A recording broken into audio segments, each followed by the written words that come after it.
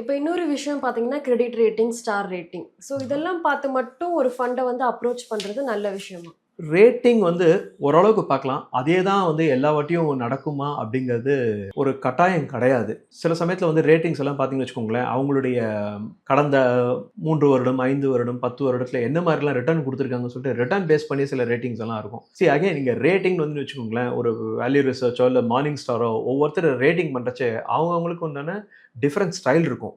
அந்த ம். ஸ்டைல பேஸ் பண்ணிலாம் நம்ம வந்து பார்க்க முடியாது. நம்மளுடைய ரிஸ்க் என்ன? நம்மளுடைய கோல் என்ன? இத பேஸ் பண்ணி எதுல நம்ம இன்வெஸ்ட் பண்ணலான்றத நம்ம பார்க்கணும். ரிஸ்க்க இது பண்ணி பண்றது வந்து. ஸோ ஸ்டார் ரேட்டிங் நீங்க பார்த்தீங்கன்னு வச்சுக்கோங்களேன், it is only a starting point. Star rating அப்படிங்கிறது வந்து. ஸோ அகைன் ரேட்டிங்ன்னு சொன்னீங்கன்னு வச்சுக்கோங்களேன், இப்ப நம்ம வீட்ல இருக்கிற rating is something like a name board in our house.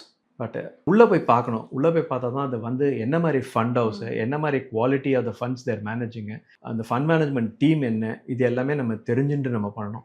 Merely looking at only the ரேட்டிங்க மட்டுமே நான் பார்த்து இன்வெஸ்ட் பண்ணுவேங்கிறது வந்து ஒரு தவறான அணுகுமுறை.